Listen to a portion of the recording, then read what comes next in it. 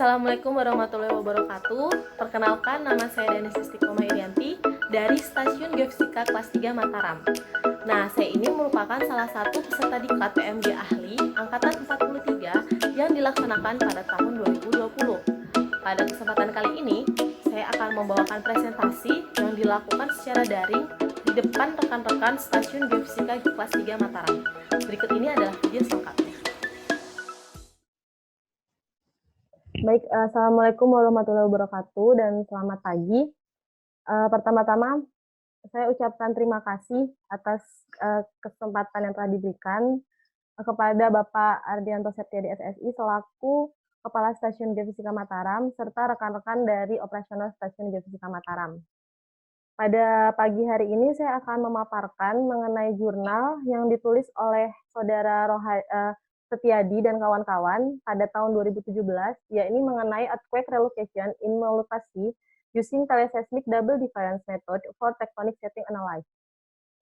Adapun outline yang akan saya sampaikan, yakni yang pertama ada pendahuluan, yang kedua data dan metode, yang ketiga hasil dan pembahasan, dan yang terakhir adalah kesimpulan.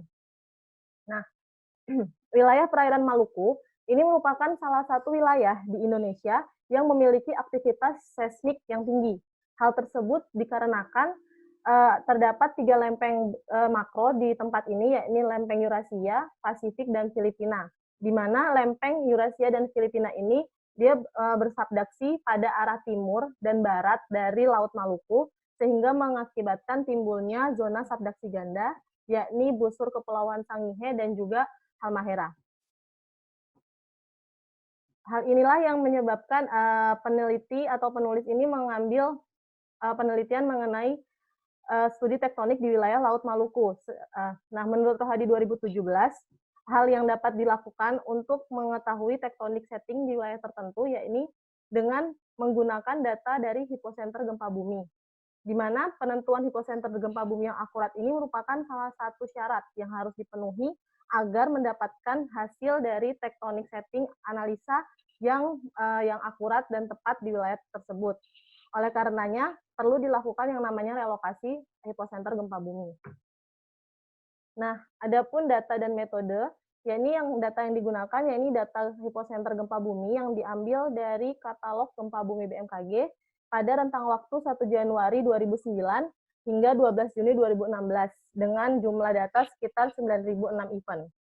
Juga digunakan model kecepatan 3 dimensi dan AK135 yang nantinya akan digunakan sebagai inputan dalam pengolahan relokasi hipocenter.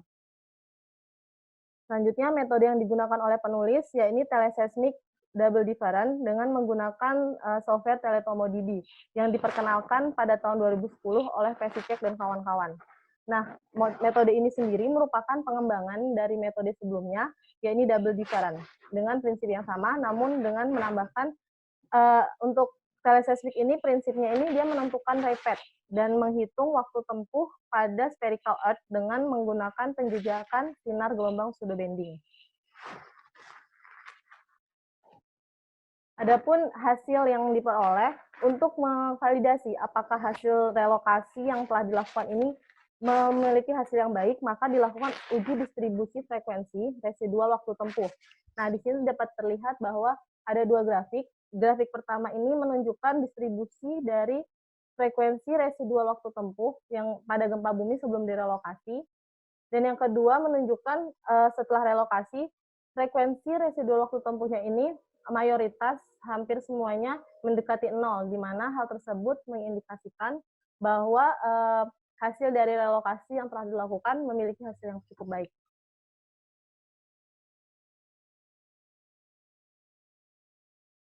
Selanjutnya dilihat dari pergeseran perubahan lokasi hipocenter setelah relokasi.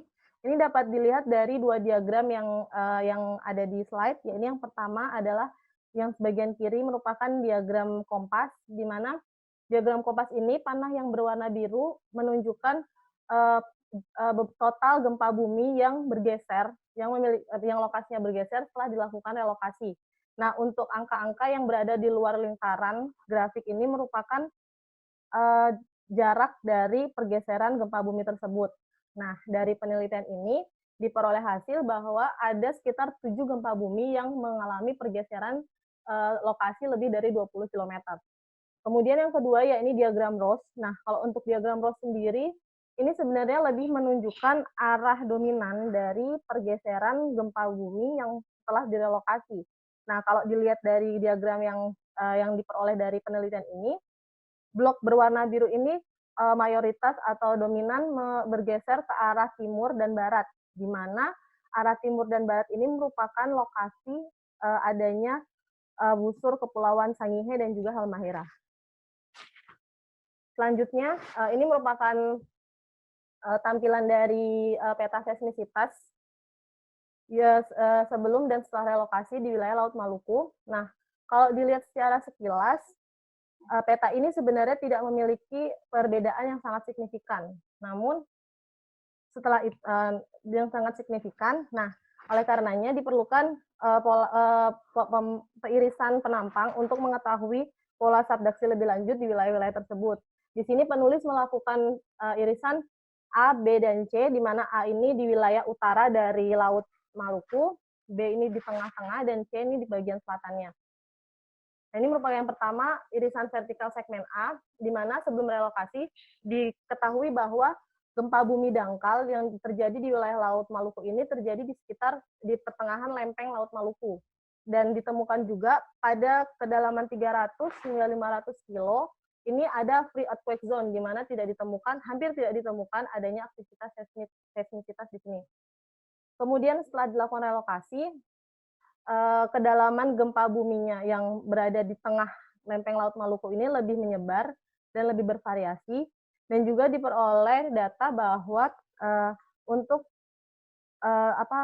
panjang dari penunjaman dari Sangihenya ini sekitar 500 hingga 600 km, sedangkan untuk busur Halmaheranya sekitar 300 km. Selanjutnya, ini merupakan irisan vertikal segmen B. Nah, untuk vertikal segmen B ini diperoleh hasil bahwa sebelum relokasi, banyak gempa bumi dengan kedalaman fixed depth atau 10 km yang terekam di sekitar Laut Maluku. Nah, setelah dilakukan relokasi, kedalaman gempa dengan kedalaman fixed depth ini berkurang dan lebih menyebar lagi, sehingga memperoleh hasil bahwa ternyata untuk yang di tengah Laut Maluku ini, zona penunjaman untuk Sangihenya itu hanya sekitar 400 km, sedangkan untuk Halmaheranya sekitar 220 sampai 250 km. Selain itu, di sini ditemukan juga ada pembalikan atau rollback lempeng Laut Filipina yang sejajar dengan lempeng Halmahera dengan kedalaman sekitar 290 km. Selanjutnya ini irisan vertikal segmen C, di mana ini merupakan irisan ya pada bagian selatan dari Laut Maluku. Nah, untuk irisan ini terlihat bahwa mayoritas gempa bumi yang terjadi di wilayah selatan Laut Maluku ini merupakan gempa bumi dangkal, dengan sudut penunjamannya paling dangkal apabila dibandingkan dengan dua segmen sebelumnya, yakni hanya sekitar 250 untuk busur Sangihe dan juga sekitar 170 untuk Halmahera. Baik, kesimpulan yang dapat diambil dari penelitian ini, setelah dilakukan relokasi gempa bumi di wilayah Laut Maluku, maka terjadi perubahan lokasi hipocenter menjadi lokasi yang lebih akurat. Kemudian penunjaman ke arah busur Sangihe ini semakin ke utara, maka arah penunjamannya akan semakin dalam, sekitar 580 km, dan penunjaman ke arah selatannya ini akan semakin landai, ini sekitar 280 km. Nah, selain itu ditemukan juga gambaran pembelokan atau rollback pada lempeng Laut Filipina yang bergerak sejajar dengan penunjaman lempeng Laut Maluku ke arah busur Halmahera. Baik, ini merupakan referensi yang digunakan oleh penulis. Sekian pemaparan dari saya. Selanjutnya saya kembalikan ke audiens untuk yang ingin bertanya. Boleh lewat voice, Danis? Ya, Izin? bisa, Pak. Oke. Jadi dari tulisan itu ada dua ya, dia data yang akurat sama pengen tahu tectonic setting ya? Iya, Pak. Oke, data yang akurat itu hipocenter. Nah, hipocenter itu kalau dari penelitian itu, tadi kan disebutkan kedalaman fixed depth ya, 10 Iya, km ya. Nah, dari hipocenter parameter mana yang itu berpengaruh sekali menunjukkan data akurat, bisa disebutkan nggak di tulisan itu, pertanyaan pertama ya. Jadi ada istilahnya ada parameter, kan ada parameter gempa itu magnitudo, kedalaman, sekian sekian seperti itu. Nah itu parameter mana yang di penelitian itu ternyata datanya belum akurat, yang akhirnya direlokasi menjadi akurat. Itu pertanyaan pertama. Yang kedua untuk tectonic setting kan dia berdasarkan data kedalaman ya. Tadi ada rollback juga, ada kedalaman. Itu apakah sudah di cross check dengan literatur geologinya dalam tulisan itu? Ya kan kita ada literatur geologi juga ya kan. Iya, Pak. Selain dari literatur seismisitas. Dua itu aja. Danis, terima kasih. Ya, baik, Pak. Terima kasih untuk Pak Ardi atas pertanyaannya. Mungkin langsung saya jawab aja biar nggak lupa. Nah, yang pertama itu data hipo apa yang direlokasi. Nah, untuk di penelitian ini yang direlokasi itu data hiposenternya, Pak. Jadi data hipocenter dari gempa bumi yang terjadi, kan gempa bumi itu ada hiposenternya, ada magnitudo, parameter-parameter lain. Nah, di sini yang dilakukan relokasi itu memang data hiposenternya, jadi lokasi gempa buminya terhadap stasiun itu, jarak gempa bumi terhadap stasiun. Kan seperti yang kita ketahui, ini yang digunakan kan metode teleseismik double different. Nah, ini merupakan pengembangan sebelumnya dari metode double different, di mana metode double different itu kan dia membuat pasangan gempa-gempa yang memiliki karakteristik yang sama. Nah, setelah dipasangkan, gempa itu di-clustering untuk mendapatkan lokasi hipocenter yang baru. Nah, jadi kalau yang dari Bapak tanya, data hipocenter apa yang di relokasi itu merupakan data hipocenter dari gempa bumi tersebut, Pak.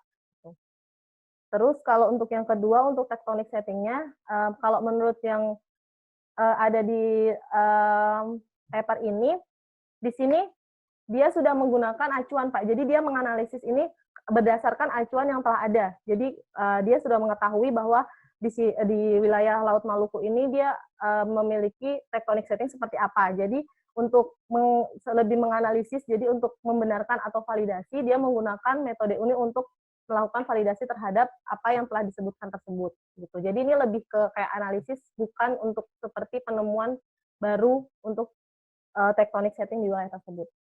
Mungkin seperti itu, Pak.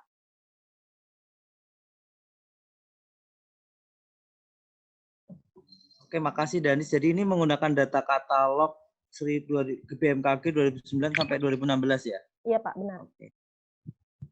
Di situ disebutkan nggak, dari hipocenter itu ternyata yang paling banyak perubahannya di kedalaman kah, atau di apanya gitu, atau itu atau lokasinya kah gitu? Epicenter itunya lah, letak koordinatnya itu kalau di situ disebutkan nggak, Danis? Kalau di sini secara langsung tidak disebutkan, Pak. Tapi kalau dilihat dari pembahasannya, ini dapat terlihat yang paling banyak berubah itu dari kedalaman gempa buminya, Pak. Yang tadi fixed depth itu dia menjadi lebih bervariasi sehingga dapat menampilkan lebih tectonic setting yang lebih baik di wilayah tersebut. Jadi cakupannya hingga luas. Makasih. Makasih Danis, bagus. Ya. Silakan yang lain. Baik, terima kasih Pak. Mohon izin kakak-kakak yang lain mungkin ada yang mau bertanya atau memberikan pendapat.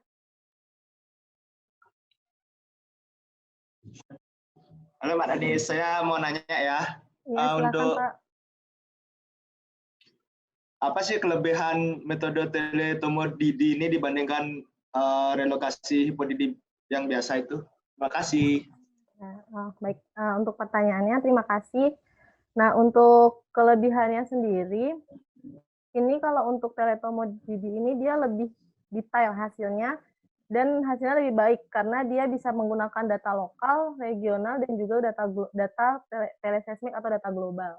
Sehingga data yang diperoleh, atau misalnya kalau untuk penelitian ini kan untuk menganalisis tectonic setting, jadi data yang diperoleh itu dia lebih detail dan lebih jelas. Seperti itu. Gimana Pak jawabannya? Terima kasih Danis. Oh ya, terima kasih sama-sama Kak. Ya, terima kasih ya. Ya. Mungkin ada pertanyaan lagi dari kakak-kakak dari OPS.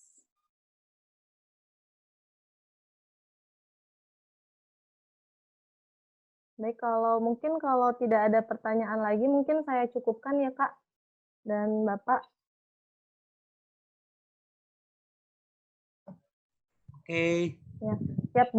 Baik, terima kasih atas kehadirannya untuk Bapak Ardi, dan kakak-kakak dari operasional. Semoga ilmu yang saya bagi